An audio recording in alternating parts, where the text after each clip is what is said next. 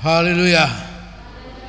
Puji Tuhan, kita lanjutkan pelajaran kita, pengenalan kepada Tuhan Yesus Kristus dalam kemanusiaan dan kealahannya.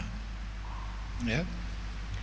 Kita sudah mulai dengan bagian pertama, pengenalan dalam kemanusiaannya, yang dimulai dari kelahiran Yesus sebagai manusia, yang oleh Rasul Yohanes disebut sebagai firman menjadi manusia. Itu dalam satu bentuk penjelmaan, karena memang kelahiran Yesus sama sekali tidak sama dengan manusia, juga tidak sama dengan penciptaan Adam, manusia yang pertama. Sebab salah satu bentuk pengajaran sesat di luar sana mengatakan bahwa kelahiran Yesus itu sama saja dengan Adam. Ya. Itulah rangkaian pengajaran tentang Yesus bukan juru selamat. Nah, sementara kejadian atau penciptaan Adam itu sesuatu yang lain daripada yang lain, dibentuk oleh Allah sendiri dari debu, dari tanah. Yesus tidak seperti itu. Kita sudah belajar tentang proses kelahiran Yesus itu. Malaikat Jibril katakan kepada Yusuf maupun Maria, Roh Kudus akan turun ke atasmu dan engkau akan mengandung seorang anak laki-laki. Kepada Yusuf, malaikat yang sama mengatakan bahwa kandungan dari Maria itu bukan dari manusia, tapi daripada Roh Kudus. Ya. Jadi kandungan Maria itu adalah penggenapan dari firman Allah oleh pekerjaan Roh Kudus. Karena itu dari sana kita belajar makna rohani daripada kelahiran Yesus. Bagi kita adalah bentuk kelahiran baru di dalam Tuhan. Kelahiran secara rohani melalui firman dan Roh Kudus. Nah, kemudian sekedar mengingatkan kita, dan kita sudah sampai kepada bagian berikut, yaitu pertumbuhan Yesus sebagai manusia. Ya, sebagai manusia. Karena dia dilahirkan dari seorang perempuan, maka dia juga lahir sebagai seorang bayi yang kemudian bertumbuh sama dengan manusia biasa. Yang tidak biasa atau yang berbeda manusia pada umumnya dengan Yesus sebagai anak manusia itu adalah dia tidak berdosa dan dia tidak berbuat dosa. Karena benih kelahiran Yesus itu bukan dari manusia, tapi dari Allah. Ya. Sebab itu dia tidak kenal dosa. Dia tidak tercemar oleh dosa. Sementara manusia, semua manusia lahir dari benih yang sudah berdosa, dari Adam dan Hawa yang sudah jatuh dalam dosa. Karena itu Alkitab katakan bahwa semua manusia sudah berdosa dan kehilangan kemuliaan Allah. Nah, beda dengan Yesus. Karena itu dalam pelajaran kita bahwa makna kelahiran Yesus bagi kita adalah kelahiran baru bagi kita. Kelahiran rohani oleh firman dan Roh Kudus. Nah, kita lanjut kepada pertumbuhan Yesus. Dia kemudian bertumbuh dalam 3 hal: fisik, mental, rohani. Ya, fisik, psikis, dan rohani. Bertumbuh secara wajar, positif. Ya, sehingga pertumbuhan Yesus dalam 3 hal itu dikatakan dalam Injil Lukas pasal 2 ayat 52 bahwa pertumbuhannya itu menyenangkan, berkenan kepada Bapa, ya, berkenan, dan dia semakin dikasihi.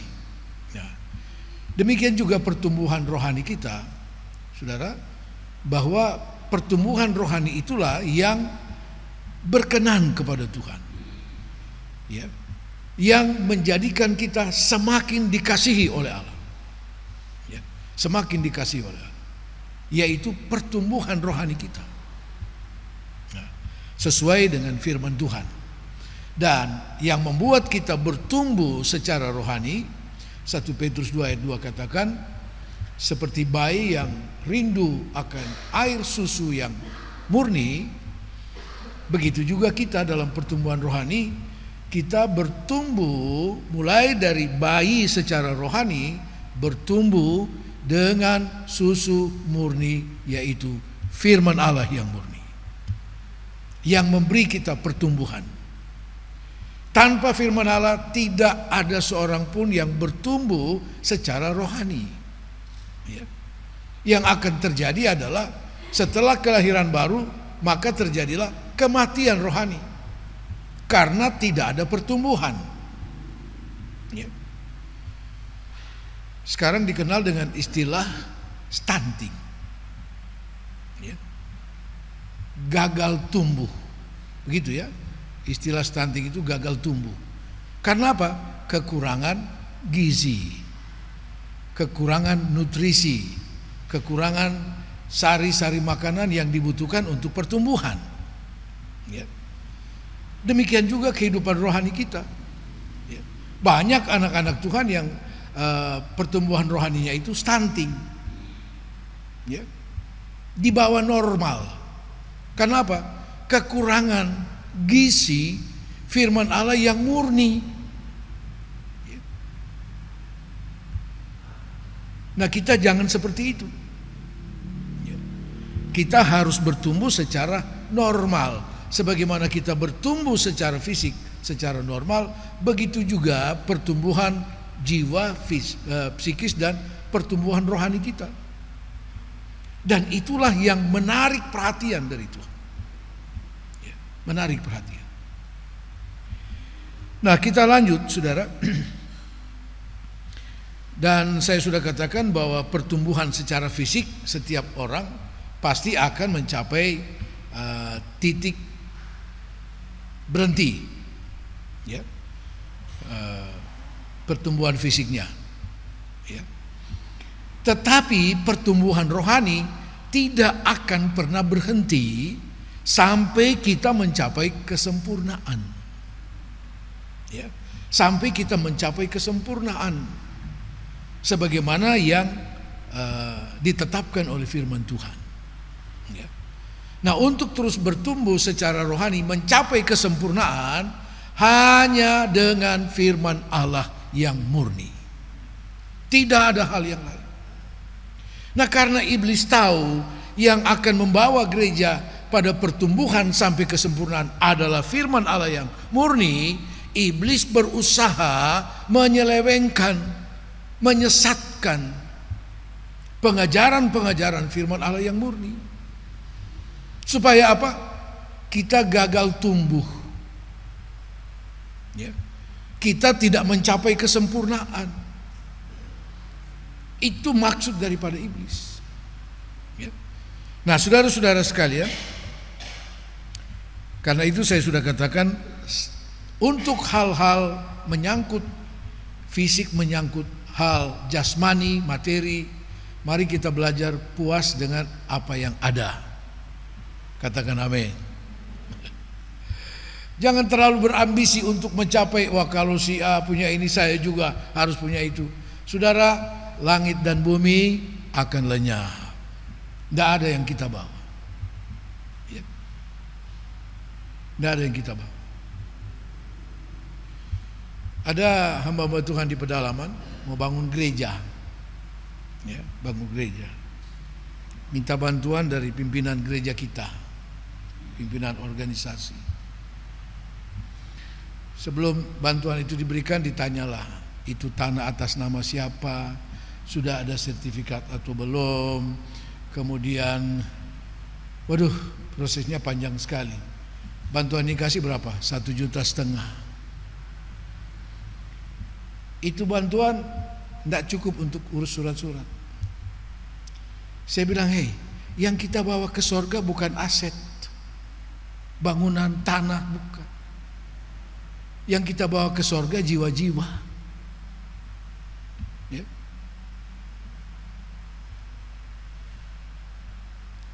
Karena itu kepada rekan-rekan hamba Tuhan juga saya seringkali menasihatkan supaya berpadanlah dengan apa yang ada. Ya. Bukan berarti kita sudahlah begini saja, bukan.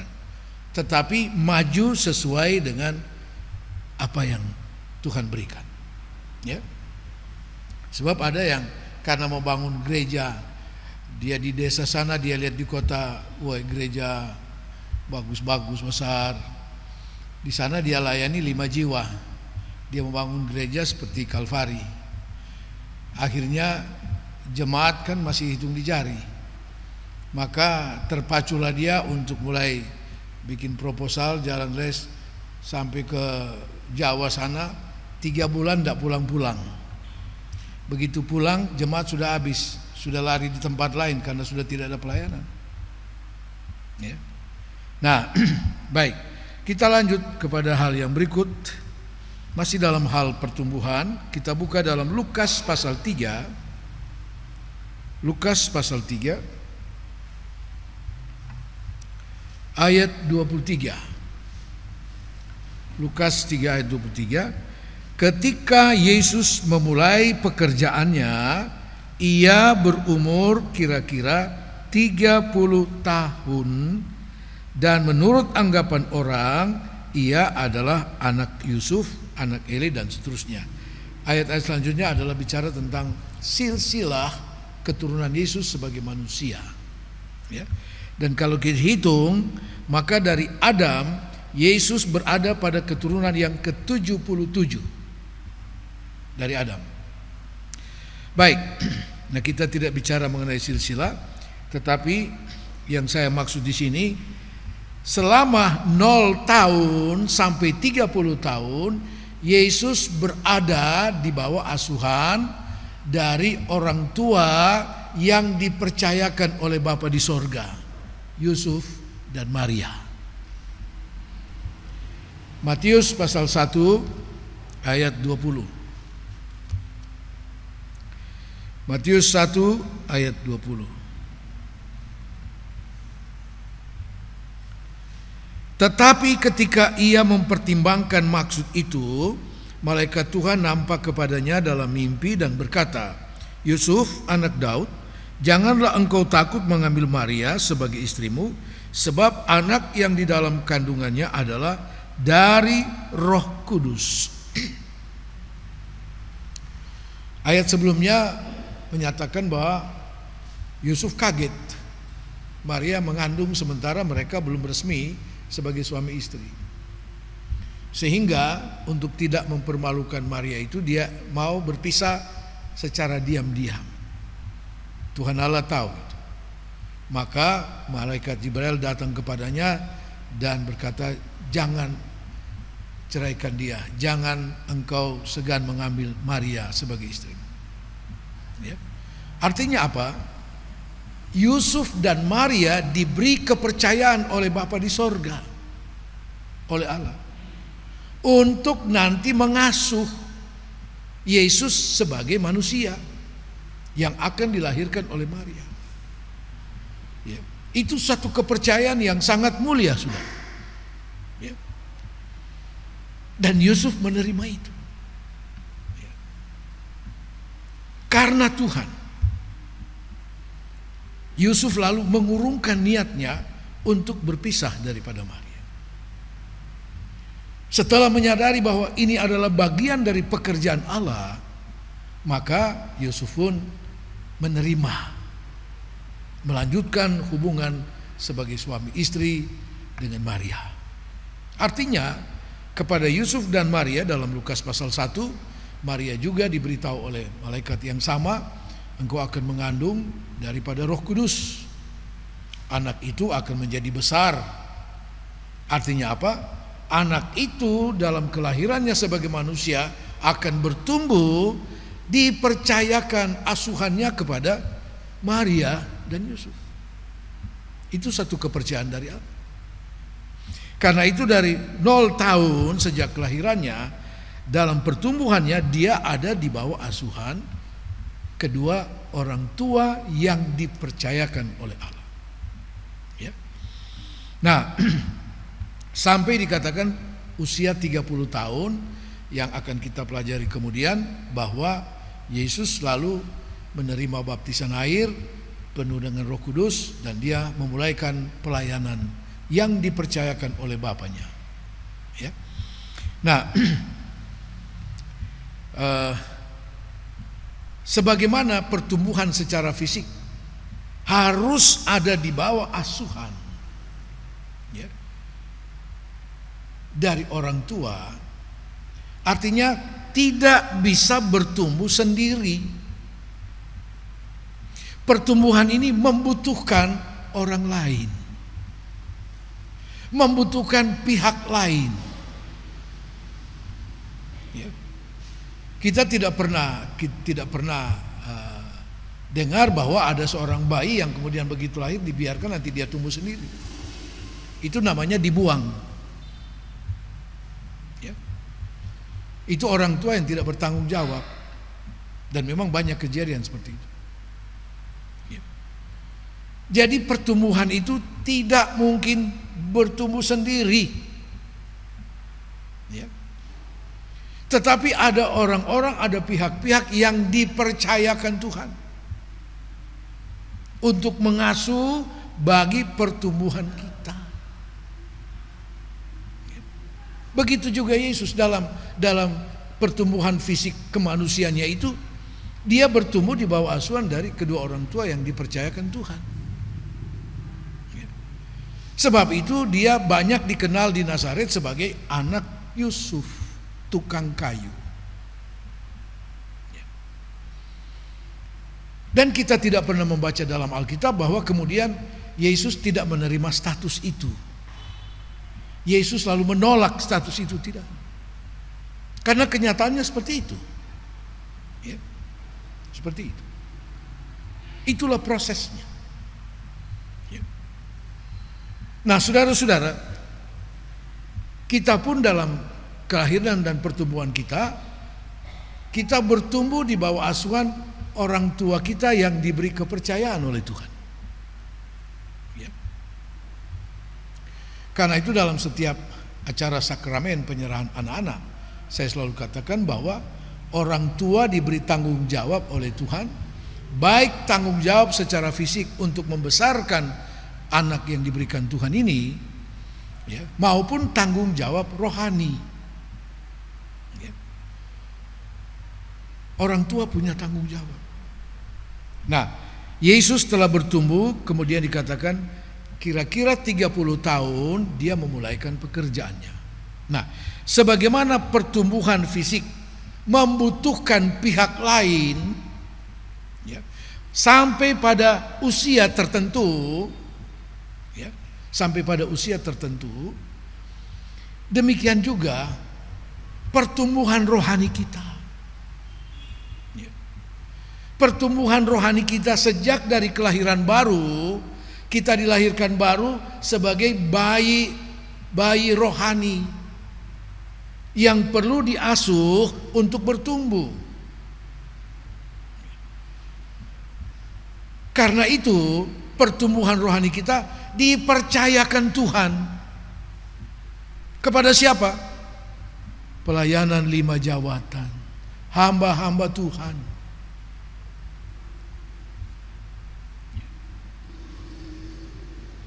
Paulus katakan kepada setiap jemaat yang dia layani, yang dibangun oleh Paulus, ya, saya ini bapak rohanimu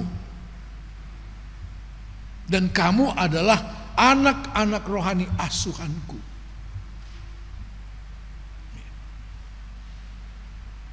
Secara rohani kita tidak mungkin bertumbuh sendiri, tidak mungkin. Kita dipercayakan Tuhan kepada pelayanan 5 jawatan ini yang mengasuh kita dalam pertumbuhan rohani. Coba kita lihat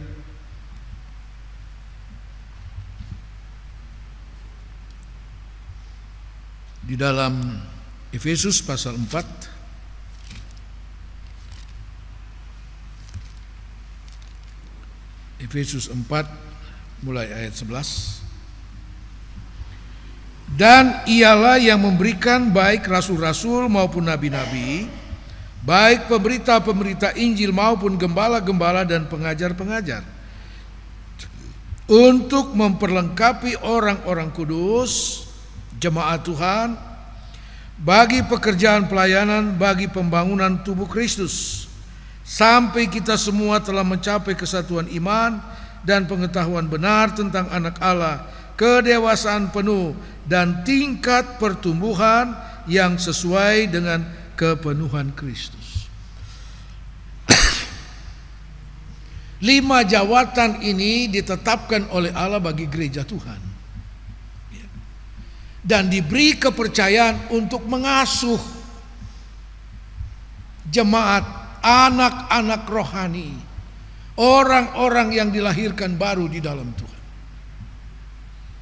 supaya mendapat pertumbuhan sebagaimana mestinya. Ada pertumbuhan rohani. 1 Petrus 2 ayat 2 katakan, hendaklah kita ini menjadi seperti bayi yang baru lahir, yang selalu ingin rindu akan susu yang murni, yang memberi pertumbuhan. Karena itu tahapan-tahapan pertumbuhan kita secara rohani dimulai daripada pertumbuhan sebagai bayi rohani, yang diberi makanan yang lembut seperti susu, ASI, supaya memberi pertumbuhan. Ada 2 macam makanan yang diberikan untuk pertumbuhan kita. Pertama, dari 0 tahun kepada satu tingkat pertumbuhan yang normal diberi susu.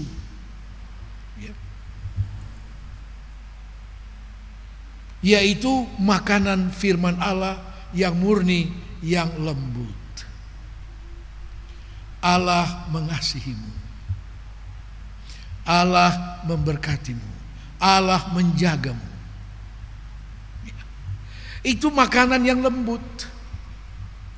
Tapi anehnya banyak anak-anak Tuhan yang sudah puluhan tahun ikut Tuhan, sudah puluhan tahun lahir baru, masih mau pelayanan seperti itu, firman seperti itu.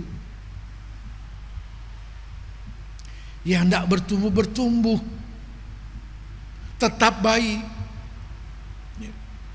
Karena itu begitu dengar, oh di kelompok sana, waduh itu pemberitaan firman Tuhan enak, selalu ada janji mujizat, ada janji berkat,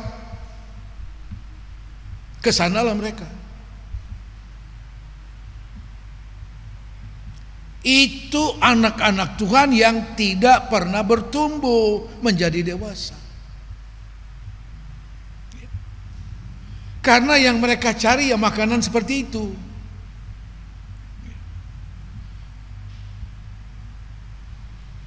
Ya kalau saudara sudah berbuat dosa, sudahlah, Tuhan juga ampuni. Memang Tuhan ampuni. Tapi Yesus bilang kepada wanita yang ditangkap orang banyak dan bawa kepada Yesus bilang apa?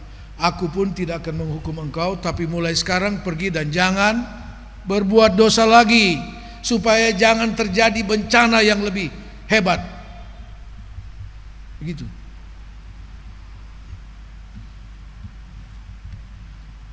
Tetapi banyak orang anak Tuhan yang lebih suka dengar yang begitu, yang enak-enak lah. Ya. Jangan ada nasihat yang keras. Ya. Mari kita lihat.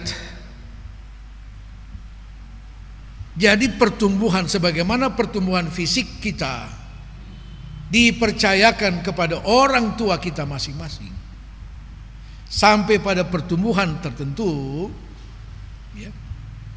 Saudara, demikian juga pertumbuhan rohani kita, ya. Pertumbuhan rohani kita dipercayakan Tuhan kepada pelayanan hamba-hamba Tuhan, ya. Hamba-hamba Tuhan yang sudah diperlengkapi oleh Allah dengan apa? Firman dan Roh Kudus. Karena itu murid-murid yang sudah ikut sekolah Alkitab 3,5 tahun bersama dengan Yesus, ketika Yesus akan naik ke sorga, saudara, saya pikir itu firman Allah yang mereka dapatkan dari Yesus, itu langsung dari tangan pertama. Dengar dan langsung saksikan perbuatan-perbuatan Yesus. Itu sekolah Alkitab yang paling luar biasa lah yang pernah ada di dunia.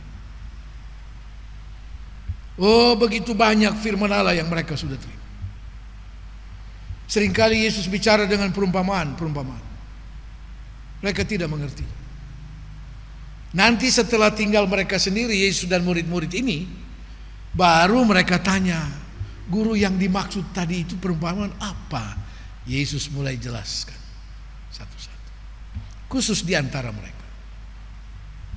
Begitu juga pelajaran tentang akhir zaman. Nanti setelah mereka sendiri, baru Yesus mulai jelaskan. Itu sekolah Alkitabnya Tuhan Yesus. Mereka penuh dengan kebenaran firman Allah, pengajaran-pengajaran yang luar biasa. Apakah itu sudah cukup? Belum. Sebelum Yesus naik ke sorga, dia bilang, tunggu di Yerusalem sampai kamu diperlengkapi dengan perjanjian Bapa, yaitu Roh Kudus. Roh Kudus. Karena kalau Roh Kudus turun atas kamu, kamu akan menerima kuasa. Dengan firman dan Roh Kudus inilah 5 jawatan ini akan memperlengkapi jemaat. Memperlengkapi jemaat dengan kebutuhan-kebutuhan rohani bagi pertumbuhan. Dan ukuran pertumbuhan menurut surat Efesus tadi sama dengan pertumbuhan Kristus. Harus mencapai pertumbuhan seperti Yesus. Itu. Nah, karena itu ada 2 macam makanan rohani yang diberikan, ya, dari 0 tahun sampai pada batas usia tertentu diberi susu murni, ya, makanan yang lembut.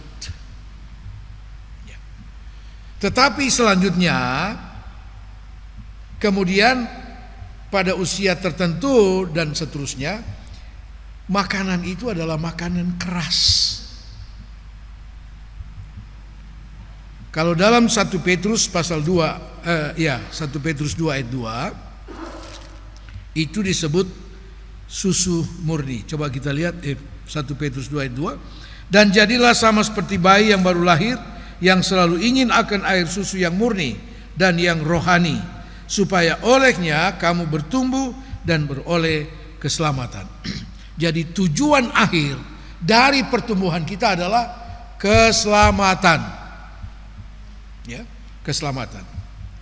Lalu makanan dalam pertumbuhan kedewasaan kita, Ibrani pasal 5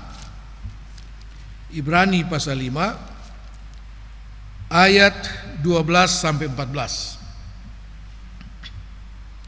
Ibrani 5 ayat 12 sampai 14. Sebab sekalipun kamu ditinjau dari sudut waktu, sudah seharusnya menjadi pengajar. Kamu masih perlu lagi diajarkan asas-asas pokok dari pernyataan Allah, dan kamu masih memerlukan susu, bukan makanan keras. Sebab barang siapa masih memerlukan susu, ia tidak memahami ajaran tentang kebenaran, sebab ia adalah anak kecil. Tetapi makanan keras adalah untuk orang-orang dewasa yang karena mempunyai panca indera yang terlatih untuk membedakan yang baik daripada yang jahat. Ada waktunya kita harus beranjak kepada satu kehidupan rohani yang dewasa. Nah, dalam kehidupan rohani yang dewasa kita membutuhkan makanan keras,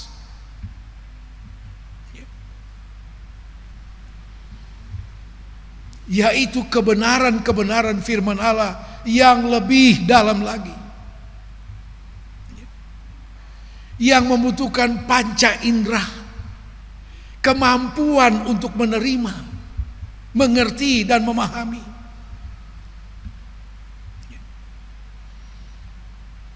Itu yang dimaksud dengan makanan keras, untuk mengerti rahasia-rahasia firman Allah.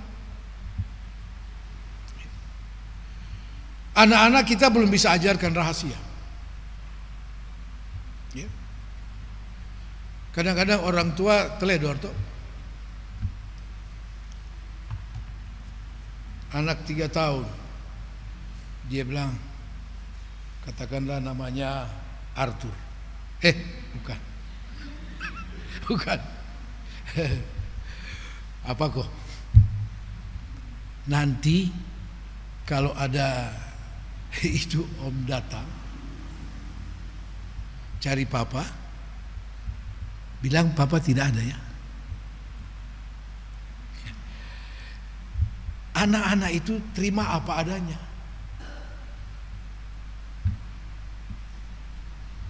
Oh iya. Tidak lama kemudian betul itu Pak datang. Papa ada kok. Tadi papa bilang,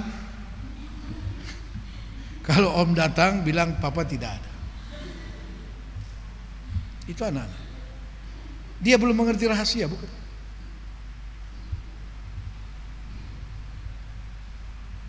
Kebenaran firman Allah itu diberikan kepada kita dalam bentuk rahasia. Paulus katakan, kami adalah kawan sekerja Allah dalam hal memegang rahasia Allah.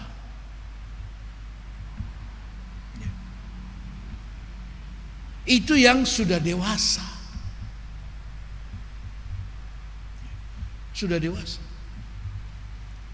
Kalau orang sudah dewasa, anak kita sudah dewasa, kita tidak perlu menjelaskan detail sampai detail dulu. Satu kalimat saja dia sudah mengerti maksud kita apa.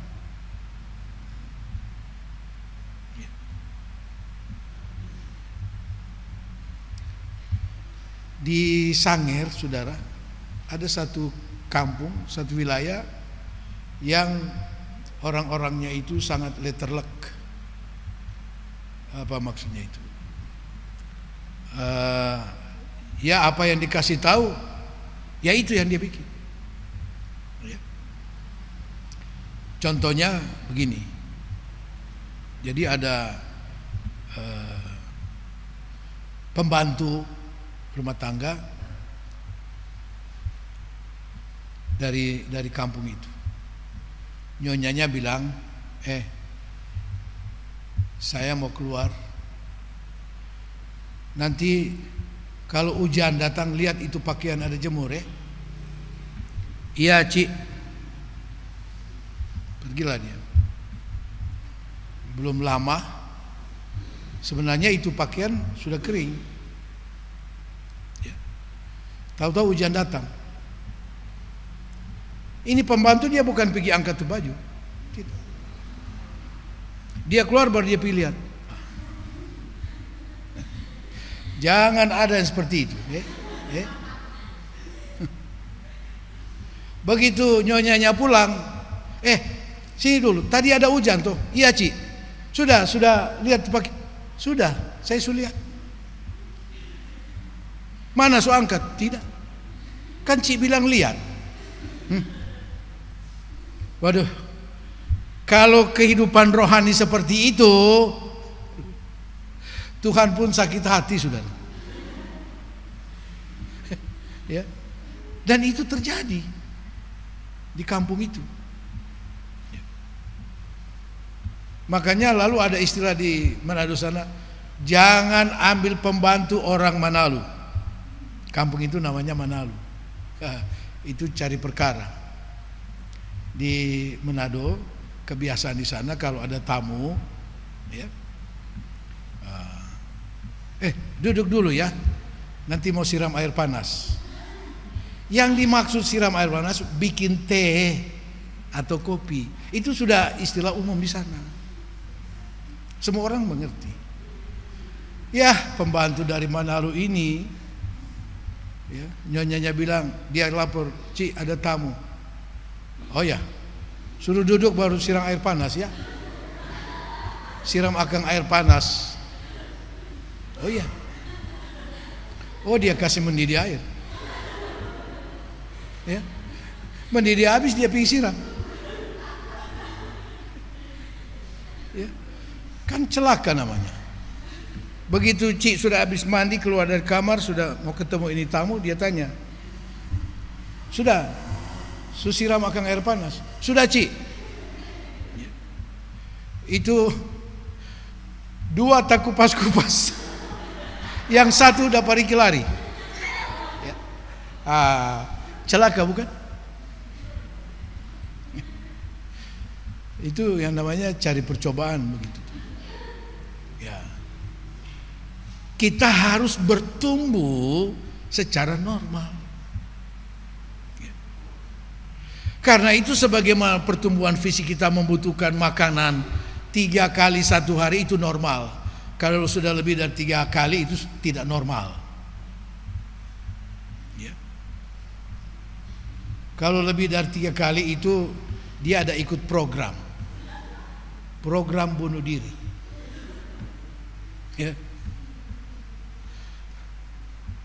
Nah, jadi kita juga harus bertumbuh secara normal, membutuhkan asupan rohani yaitu firman Tuhan. Firman Tuhan, supaya kita bertumbuh. Apa tujuan dari pertumbuhan kita? Kita diperlengkapi untuk melayani Yesus seperti itu. Ya. Jadi kita harus bertumbuh melalui makanan-makanan yang lembut sejak kita lahir baru.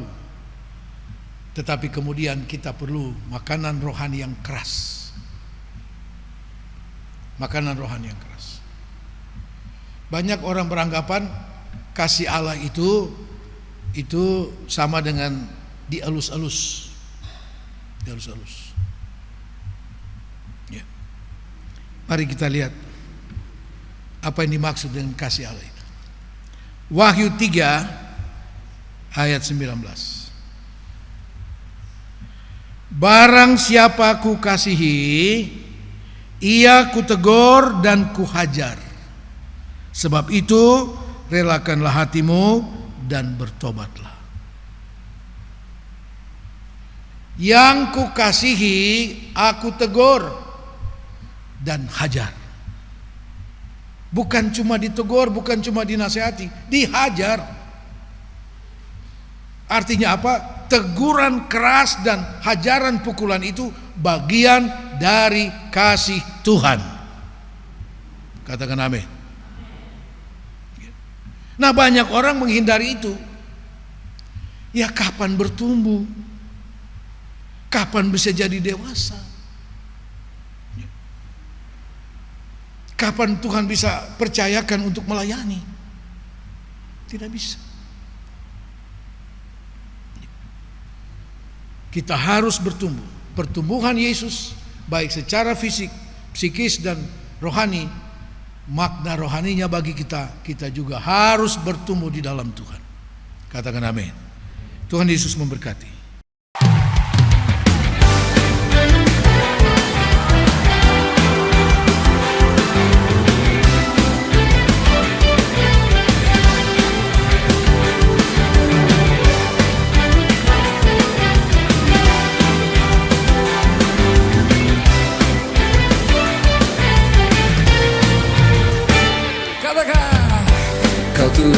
yang mulia turun ke dunia untuk tebus segala dosa. Kau beri keselamatan, beri kesempatan, kasih-Mu mengubahkan. Jika ku akui semua dosaku, maka Kau adalah setia dan adil. Kau kan mengampuni dan sucikan dari segala yang jahat. Tak mau ku hidup bagi dunia ini lagi. Tak ingin kompromi, tak ingin lakukan hal yang dapat dukakan hatimu. Tak mau ku hidup di luar tutur kata firman-Mu yang telah bebaskanku. Yesus, kebenaran-Mu adalah pilihanku.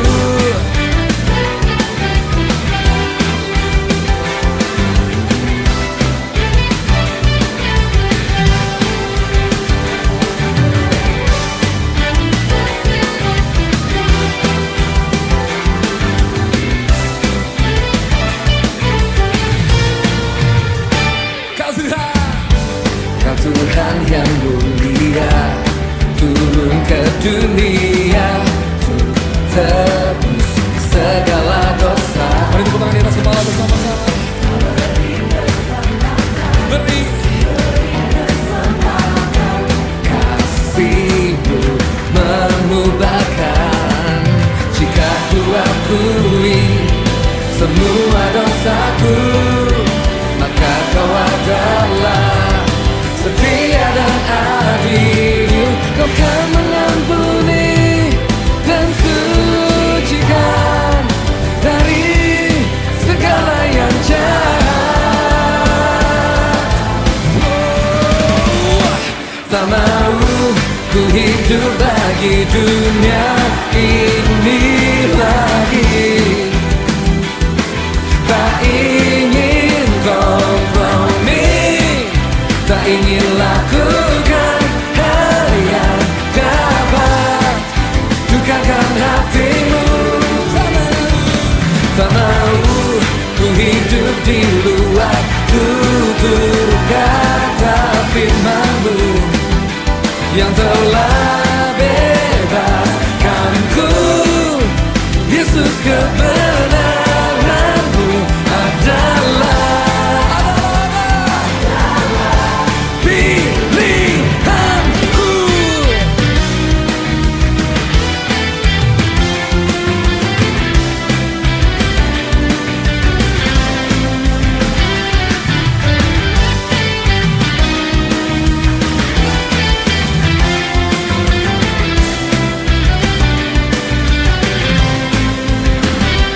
Tak mau ku hidup bagi dunia ini lagi. Tak ingin kompromi, tak ingin lakukan hal yang dapat dukakan hatimu. Tak mau ku hidup di luar tutur kata firman-Mu yang telah bebaskanku. Yesus, kebenaran-Mu adalah tak mau ku hidup di luar